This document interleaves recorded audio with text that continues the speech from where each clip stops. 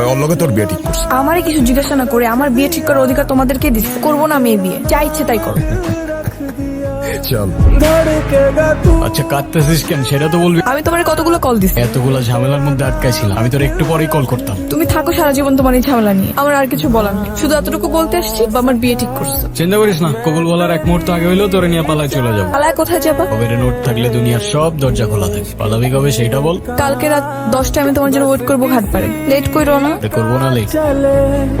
हो भी जाए मेरी सांसें चाहे खत्म कम न होगी कभी ये वफा।